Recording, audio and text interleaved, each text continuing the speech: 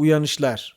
İngiliz nörolog Oliver Sacks'in 1973 yılında yazdığı Awakenings kitabının filme uyarlanışı. Ensefalit letargica hastası bir grup insanın Bronx'taki bir hastanede yaşadığı dramı anlatan müthiş acıklı bir film. Hikayeye geçmeden önce filmle alakalı biraz bilgi vereyim. Bu filmin yönetmeni aynı zamanda bir aktör ve yapımcı da olan Penny Marshall, Hollywood tarihinde gişesi 100 milyon doları aşıp bir kadın tarafından yönetilmiş olan ilk film, 1988 yapımı ve Tom Hanks'in başrolünde oynadığı Big filminin yönetmeni. Awakenings yani Uyanışlar filmini bu filmden 2 sene sonra çekiyor. En tanınmış filmi diyebiliriz. Bundan sonra yani 1992 yılında yine Tom Hanks'ten beraber çektiği A League of Their Own filmi de Marshall'ın en fazla tanınmış 3. filmi diyebiliriz. Filmin kitabını senaryoya uyarlayan ünlü yazar Steven Zaillian, Schindler'in Listesi, Gangs of New York, Moneyball, The Irishman gibi birçok tanınmış filmin yazarı. Dilerseniz filmdeki sahnelere ve anlamlara geçelim. Filmin ismi belki biraz garip gelebilir, Uyanışlar, ama hikayede anlatılan olaylara hem doğrudan hem mana olarak en iyi uyan başlık bu diyebilirim. Bir alternatif de belki pencereler veyahut da pencere olabilirdi. Bunu neden söylüyorum? Çünkü filmde pencere öğesi çok yoğun bir şekilde karşımıza çıkıyor. Robin Williams'ın canlandırdığı Dr. Sayer karakteri, insanlarla iletişim konusunda sorunları olan, biraz asosyal, kendi dünyasında, kendi kabuğunda yaşayan, kendisini kitaplara ve bilime adamış, insanlarla temas kurmakta zorlanan bir insan. İş başvurusu görüşmesinde de bir araştırma görevlisi olmak istediğini söylüyor. Ki bundan önce de zaten hep bu tarz laboratuvar işlerinde, araştırmalarda çalışmış oluyor. Bilimsel bir ihtimalin varlığına inandığı zaman bunu sonuna kadar irdeleyen bir tip. Bu bilgi bizim için filmin ilerisinde önemli olacak. Zaten normal diyebileceğimiz insanlarla zor iletişim kuran bir insanın bir de akıl sağlığı bozulmuş olan, çok farklı nörolojik sıkıntıları olan tırnak içerisinde hastalarla nasıl iletişim kurmakta problem yaşadığını çok net ve renkli bir şekilde bize gösteriliyor. Yaşadığı sıkıntıdan kurtulmak için kendisini bir odaya atıyor ve burada hemen pencereyi açarak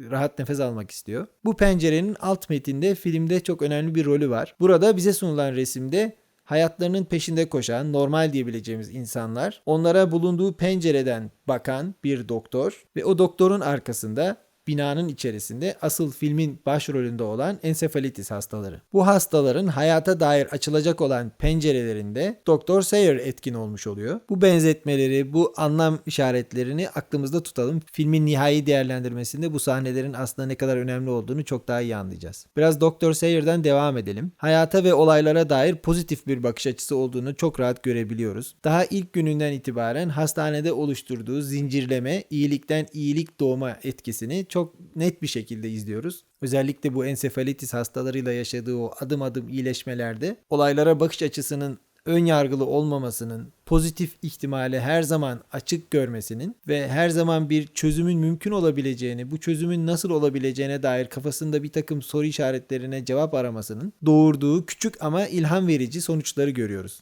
Bu hastaların hakkındaki genel kanı artık tamamen düşünme yetilerini kaybettikleri yönünde. Ama doktorumuz ilk günden itibaren bunu sorguluyor ve bu konuda önemli adımlar atıyor. Bunların içerisinde beni en çok etkileyen Leonard'la yaptığı o seanslarda en sonunda Leonard'ın sadece ismini yazmak gibi basit bir iletişim şeklinde değil, ona doğrudan bir şiir ile mesaj vermeye çalıştığını görüyor. Ve sonunda Rainer Maria Rilke'nin Panter şiirine ulaşıyor. Peki neden bu şiiri seçmiş oluyor? Çünkü Leonard kendi iç dünyasında, kendi ruhuyla aynı o kafesin arkasındaki panter gibi olmuş oluyor. Ve şiirde betimlenen o ruh halinin, o çaresizliğin, o kafesin arkasındaki sıkışmış olmanın Leonard'ın içinde bulunduğu durumla çok örtüştüğünü görüyoruz. Bu iletişimden doktorumuz çok etkileniyor. Adeta o da ilk uyanışını yaşıyor diyebiliriz. Detayları atlıyorum. Sonuç olarak doktorun çabasıyla bu hastaların durumlarına dair çok önemli işaretler, bilgiler elde ediyorlar ve en nihayetinde de aslında Parkinson için üretilmiş olan L-Dopa ilacını denemeye karar veriyorlar ve bunun için de Leonard'ın annesinden onay alınıyor. Robert De Niro'nun canlandırdığı ve ikinci başrol oyuncumuz olan Leonard karakteri uyanıyor ve filme dahil oluyor. Leonard daha ilk günden itibaren herkesin aşırı şekilde sempatisini kazanan, kibar, şakacı, sıcakkanlı ve çok sempatik bir karakter. Doktorumuzdan farklı olarak Leonard'ın insan ilişkilerinde müthiş bir becerisi var. İlişkiye girdiği insanları İngilizce'de bu charm dediğimiz, yani bir nevi cazibe diyebileceğimiz bir etkisi oluyor insanların üzerinde. Doktorumuz ve Leonard birlikte dışarı çıkıp Bronx'u geziyorlar ve günün sonunda filmin de posterinde görebileceğimiz o deniz kenarındaki sahne yaşanıyor. Burada Leonard sadece suyun kenarında birazcık ayağını sokmak için izin istiyor ama ondan sonra tamamen suyun içine girip o kayanın üstüne çıkıyor. Doktoru da suyun içine çağırıyor ama tabii ki doktorumuz suyun içine girmiyor. Yani Leonard hayatın içerisinde suya dalmaya hazır, ıslanmaya razı, hayatın güzelliklerini keşfetmek ve onları yaşamak için son derece uygun karakterde bir insan. Leonard'ın filmin daha sonrasında yavaş yavaş ilacın da tesiriyle bu özelliklerinin bir kısmını kaybetmesi ve yeniden hastalığının fiziksel etkilerinin de baş göstermesinin başlamasıyla gerçekten izlemesi insana çok acı veren, çok hüzün veren bir dönüşüm yaşanıyor. Bu filmin konusu o letargik durumdaki hastaların bir uyanış yaşaması, ondan sonra tekrar o hastalığın tesirlerinin yavaş yavaş geri gelip yeniden o uykunun içerisine geri dönmelerinden ibaret değil tabii ki.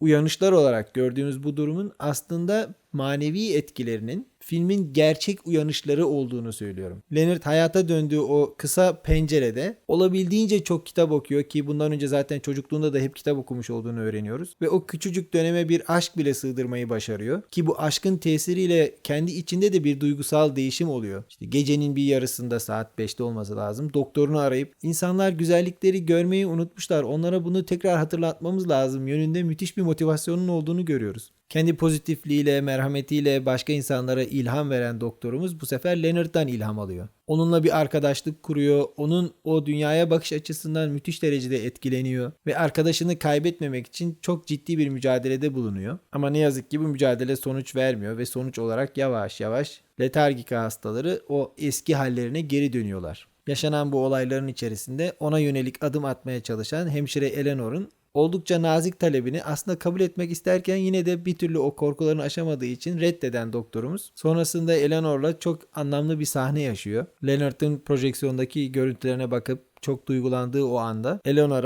Leonard'a benim için merhametli olduğunu söylemişsin. Bana söyler misin insanlara hayatı verip sonra geri almanın neresi merhamet diye soruyor. Eleanor ise hayat hepimize veriliyor ve alınıyor dediğinde o peki bu açıklama beni neden rahatlatmıyor diye soruyor ve o da çünkü sen merhametlisin ve o senin arkadaşındı cevabını veriyor. Bu sefer doktorumuz bir uyanış daha yapıyor ve o kendi duvarlarını yıkıp hemşireye seslenerek onunla beraber bir çay içme, bir kahve içme adımını atıyor.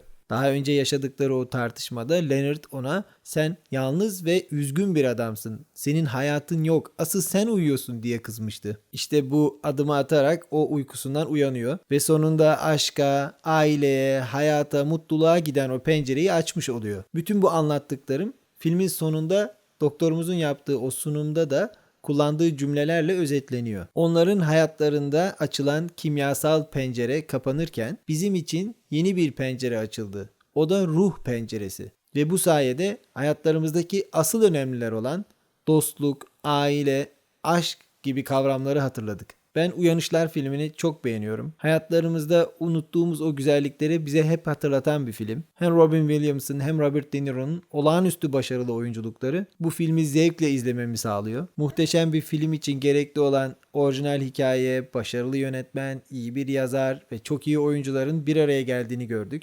Elbette ki insanı hüzne boğan, acıklı bir durum. Ama konunun ağırlığına rağmen insanın yüzünü güldüren, o pozitif, küçük, ilham verici anların sahnelenmesi bence genel toplamda bu filmi yeniden izlenilebilirliği yüksek olan bir klasik haline dönüştürüyor. En azından benim tavsiyem bu filmin izlenmesi yönünde. Kaliteli seyirler diliyorum.